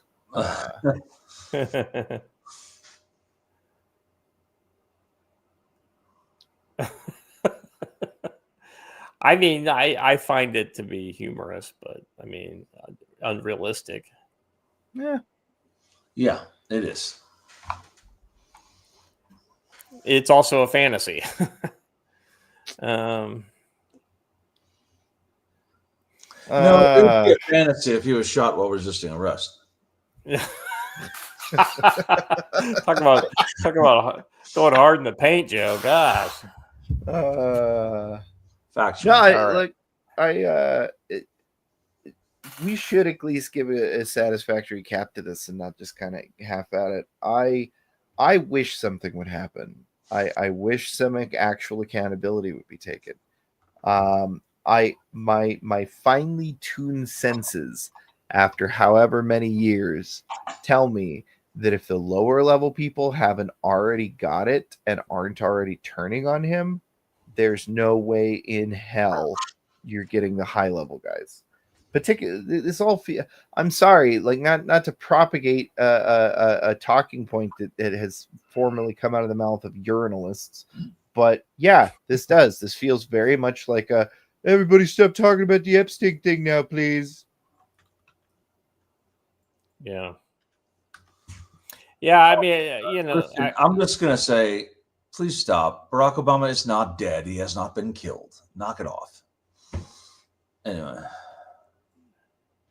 Well, I mean, we can talk about hopium. Yeah. We have many years of grifting left in him. Gentlemen, anything else we need to talk about today? We got a little time if you want to kick the can a little bit. What do you want to do on Saturday night, Scott? That's a good question. Oh, you mean as far as what do we want to do for the show? Yeah. I mean, you won't be here to be shown how wrong you are on the whiskey panel. That's true.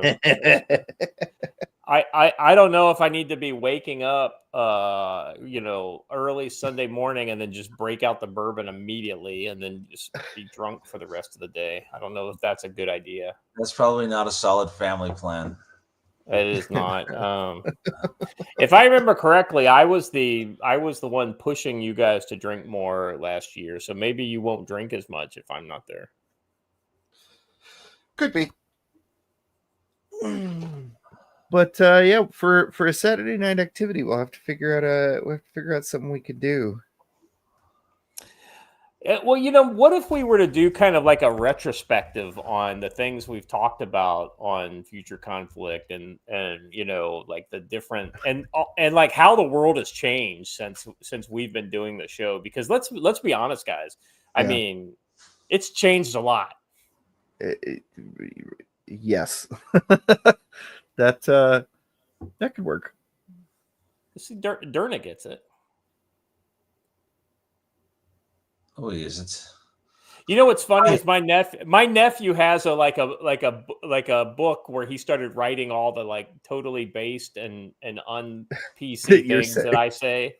He's like, oh my god, Uncle McCullough, when I sat down next to him and he brought up Rhodesia, I was like, this kid's going places. This kid's doing well in life.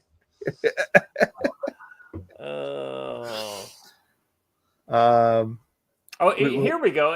Here's something to bring up. I mean, no, not for Saturday. I just found this.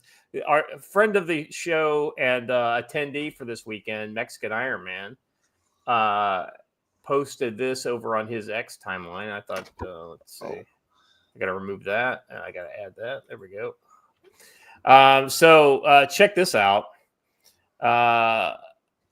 LOL. So this is Mexican Iron Man. LOL, California victims didn't get shit from the actual 100 million. This tracks since California Democrat-run nonprofits are like a mafia operation. All right, so what he's talking about here is make LA great again. Says, wow, 100 million that was supposed to go to fire victims has disappeared. Fire victims didn't get a penny. It went to a ton of nonprofits to pay out big salaries. Disgusting. So let's listen to this, a little bit of this news report here. That would require us turning on the sound. watcher. That's Journalist Sue Pasco I'm has so used been to digging for answers, and what she's discovered. I'll be honest with you. I was waiting for you to turn it on, watcher. I forgot that I was there. Pasco, she joins me now live on set. You are the editor of Circling the News. We can clearly see that. Thanks for the work that you're doing. So this is personal and professional for you because you lost your home in the Palisades fire, but that's not necessarily how this story landed in your lap. How did this all come to be? A reader sent me a little note and said, I've never seen any fire aid money. How do I apply for fire aid money? And I thought, well, I've never thought about that. There's 12,000 people, basically 12,000 homes gone. Those people probably want to know where the money is. This will be an easy task to find out. So I contacted the Annenberg. They never responded. And the Annenberg is Foundation, because they are overseeing the wildfire funds. Yes. So I emailed them several times. They never responded. I called them several times. They never responded. And finally, it was like almost 2 weeks later, a woman got back to me and she said, "Oh, I'm sorry for the delay. The person you need to speak to is Chris Wallace. He's a media spokesperson for wildfire funds." So I contacted Chris and I said, victims want to know when they can get their money. Seems like a very simple question. He said, basically, they don't. All this money are going to nonprofits, and then nonprofits will take care of making sure the money's distributed. So I looked at initially they gave $50 million to about 120 nonprofits. And I looked at these nonprofits and one of them said, we help mobile home parks. And there were 2 mobile home parks in the Palisades, all low income. And so I contacted the people there. They had never received any money. They had never heard of that. When you go through, I would urge everyone to just go to the nonprofits that are listed if you want a good laugh. I mean, one of the nonprofits cleans preschool bathrooms. Well, after the fire, who knows? Maybe there is a preschool bathroom that needs cleaning. Yeah. In other words, a lot of these nonprofits are ancillary, if you will. That's a nice way of saying it. And you urge people, our viewers, they can go on the fire aid website. And yes, in terms of if you're fire aid, i.e., all of them have people who make 6-figure incomes off of these nonprofits, and those get paid out first, and then we'll figure out if we've got any crumbs left. Oh, sorry, we don't have any crumbs left over. What's funny is we mentioned, BlackRock coming in and buying these things up and all that. And then they say, oh, no, that's a right-wing conspiracy theory. And then they quietly announce that the city of LA is buying up all of the land and then selling it to BlackRock. So it's absolutely crazy. I think my favorite part of this is like this all got, what's the word they like to use? This all got pre-bunked. Right? Like right. It used to be back in the day that you'd hear there'd be a massive fundraiser and you'd hear about that. Oh, they're going to steal all the money. They stole all the money afterwards, and it's a big scandal. Nowadays, everybody says right up front, "Don't give to that. They're going to steal all the money." Yeah. But see, that's just it. Like USAID has really kind of opened a lot of people's eyes to realize that the whole kind of NGO world is a fucking black hole of scam. T says, say what you like about Canadians, but Trailer Park Boys would have gotten their money. I want to point something out. The Trailer Park Boys is just a modern version of Strange Brew with Bob and Doug McKenzie. Yeah, and I just want to point out that if they made Trailer Park Boys today, it'd be a very short show because all of them would be offered made. Yeah. By the way, people who shared with me, the person turning in their monster can with a mouse in the bottom of it, that's literally the plot of Strange Brew, the movie. Strange Brew, right? Yeah. Yes. So if you've never seen that movie, something's wrong with you. Yeah, it's worth looking it up. And let's be honest, it's not the easiest movie to find, sure. But actually, hold on, let me see, because it's often free on YouTube. Let me check real quick. It's free all over the place. You just have to find it. Oh, it's Rosie. Movies for You has it free on YouTube. go and feast my children. This movie was shot in 3B, 3 beers, and it looks good, eh? When I was a kid, when I was a kid, watching the end where like they had those like zombified like hockey player, I was just like, what the hell is going on here? Oh man, I'm sorry. I'm just gonna do the very, very like the first 5 seconds. But do you guys remember when they used to do custom MGM intros? Oh yeah. Oh, oops. Sure. That's it. It just the lion burps. The lion burps.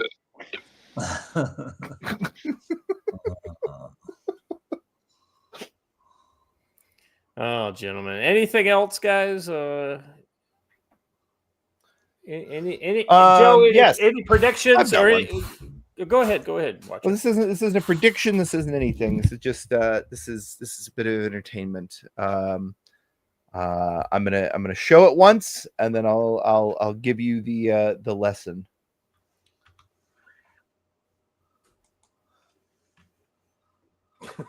Hot press. Now, in case your eyes didn't follow, oh.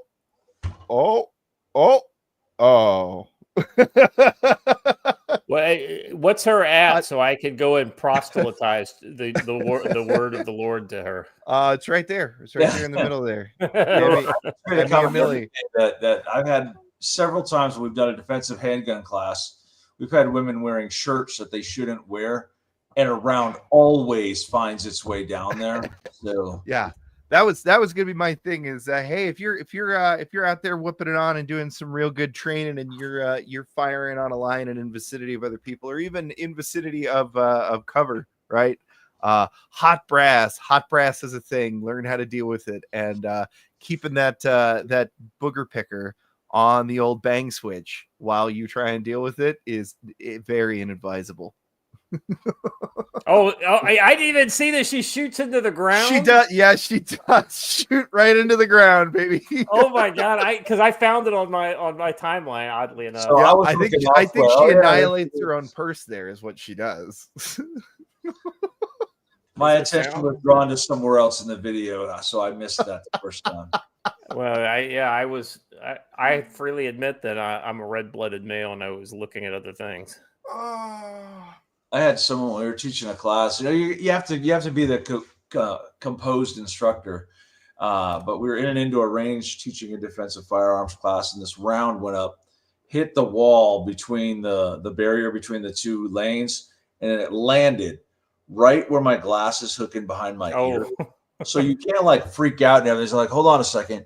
And I go in and grab the round, and I had to peel it off my ear. Yes. That hurt like a mother. Yeah.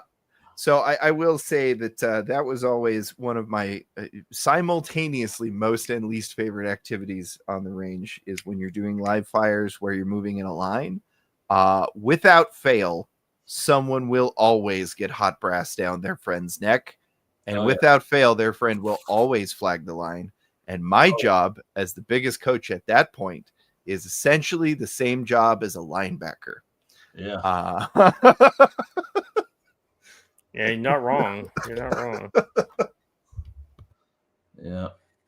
We had one guy, like this old man, no matter what drill we told him to run, he just fired all of his rounds straight into the target, whatever, right? Like we were like, fire 2 rounds, look both ways, fire 2 rounds. He was just like, bang, bang, bang, bang, bang, whatever.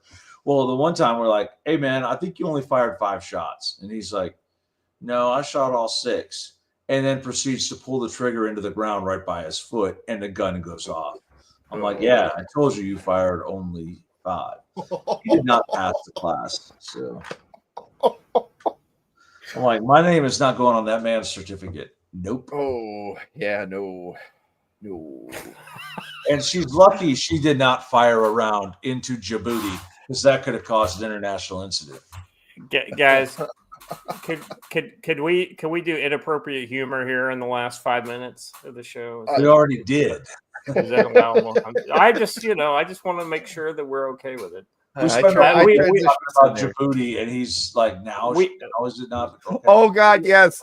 Oh yes. Yeah. So we all saw the this thing, right? The wife he cheated on, super hot. By the way, this woman is absolutely hot. And their kids, right? Nags when he turns on the PS5. Here's the girlfriend. Does anal. You know what? I have to say, like, that one's good, but I do have to and say, I like the Kanye gift and responses. I think the best one on this was the pizza one. It was a pizza. I don't know. There's been a lot of good ones. Like some of these are just classics. Yeah. Hold on. There's one up here that's there you go. Yeah.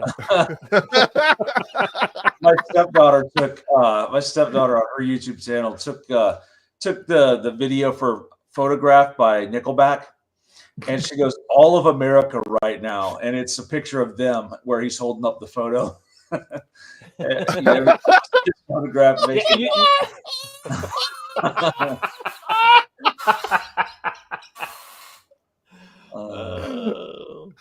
By the way, the entire internet tagged me in the one that's the pineapple and the pizza. I'm like, I get it, guys. I get it. I gotta find my favorite one because my favorite one isn't even actually them.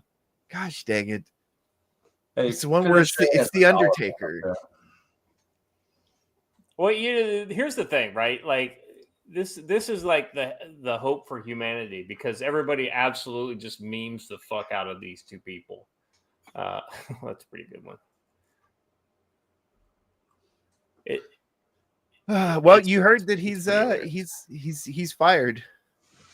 The board. Well, I heard he resigned. Is what I heard. Oh, here it is.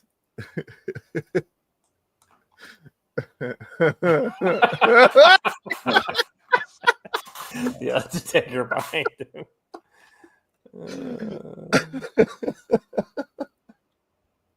Honestly, if they had just not reacted the way they had, there would have never been a big deal made about it. So,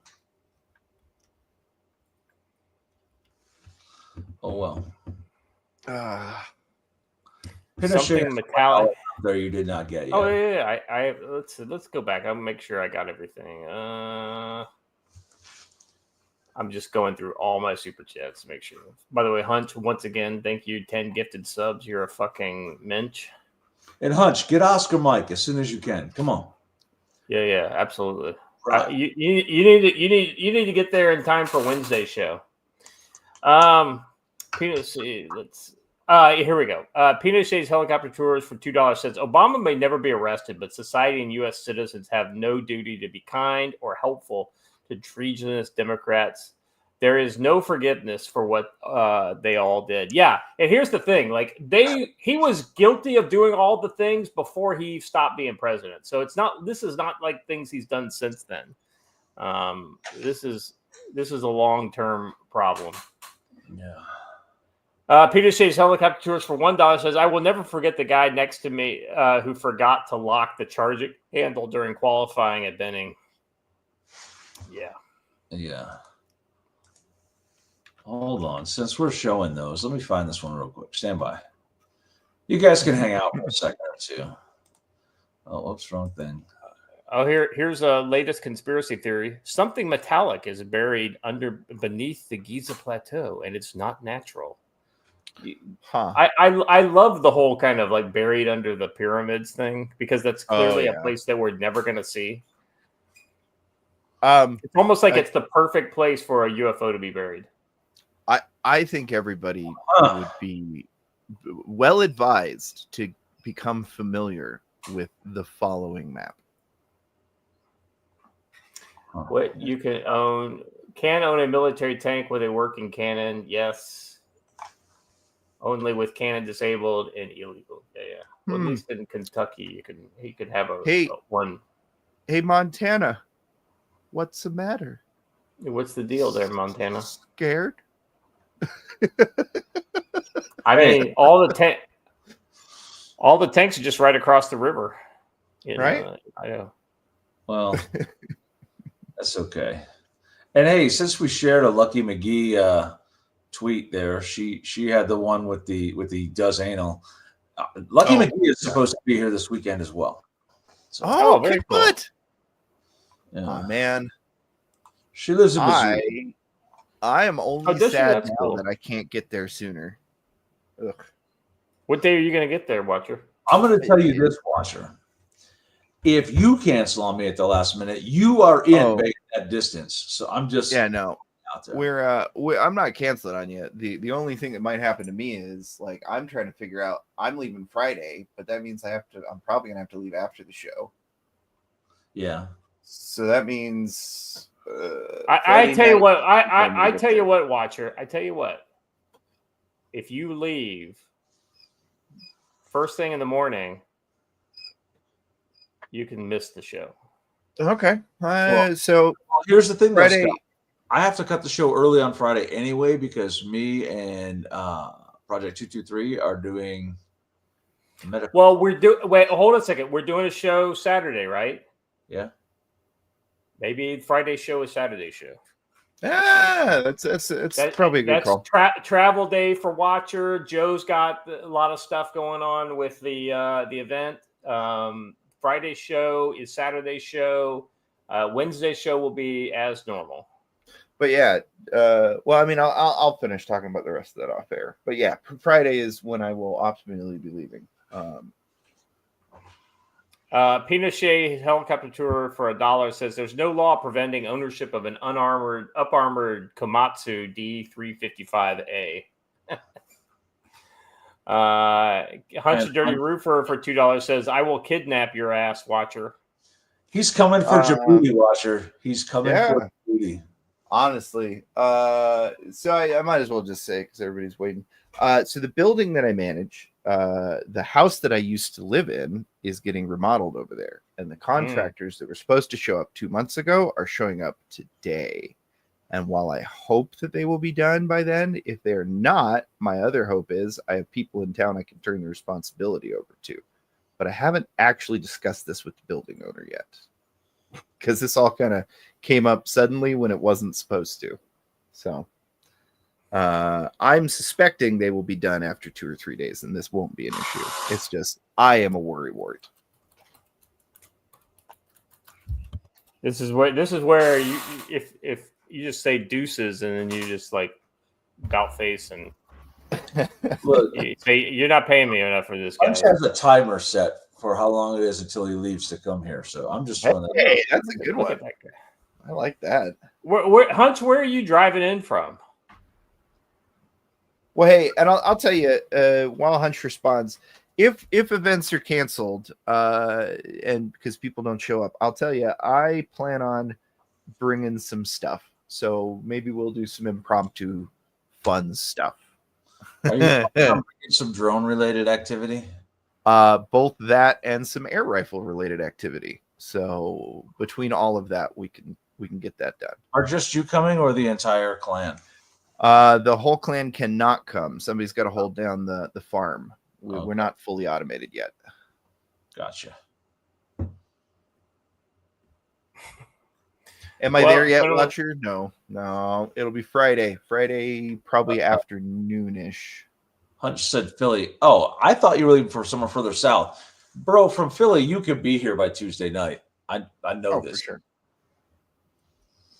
I was just saying, ask Joe how he knows. Also, you'll be passing through a Buc-ee's in Denver. It's good. Well, he better not pass through Denver coming from Philly, but he could. Oh. He could if he wants to take longer. I guess that's true. He should cut north, cut through Wyoming. All right, gentlemen. We can continue after the show goes off. Let's say good morning to the wonderful people in the chat. Chat, you guys killed it today. Thank you very much. Joe, as always, thank you. Watcher, thank you. Guys, we will be back on Wednesday. No show Friday, but then we've got the live from Montana show on that I will be joining via distance, but I will make it work. We'll make it work. If you haven't done it already, please like the video. It's free. Guys, liking the video is free. Hold on a second. Derna for $2 says, okay, tanks are fine and dandy, but what about World War II aircraft with working 20mm cannons now? I mean, 20 millimeter cannon is just a big gun. I am not opposed. I will just say an interesting fact that I looked into a few years ago, just because I was thinking about it. Some of those World War, those era anti-aircraft cannon have been donated and adorn various different public parks and are demilled. And it turns out that the process of demilling those is actually not that incredibly difficult.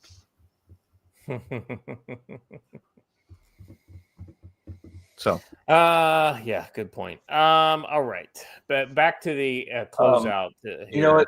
Todd asks what time on Saturday. That's probably a good question. I have it scheduled for 7 p.m. local, which would be 9 p.m. Eastern. Sounds good to me. What is that? 11 a.m. your time, Scott? I think that's about right. I have to look.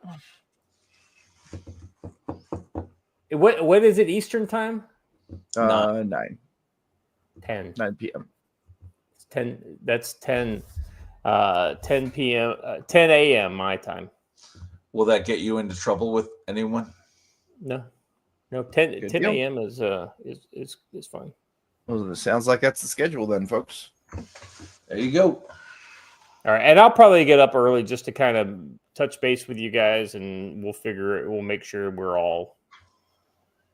I'll set my alarm on Sunday morning for 8. So, all right. CFC patches when? Good question, Watcher. That's a good question. Oh, I'll be bringing a bunch up to. Well, I'll be bringing what I've got left up to Joe. Well, not 100% of what I got left, but what we have left for sale. We've got like the first batch that we've got a. And you know very, what? very, very small stock. This is a good conversation that the three of us should have with Haley here sometime this week. Yes. That's part of why I wish that I could get there earlier. So I'll probably have to just patch in with you and do it over do it over a call, because I think she'll be gone by the time I get there. And the other thing, if you're in the chat and you want patches, if you want merch and things like this, these are things that I want as well.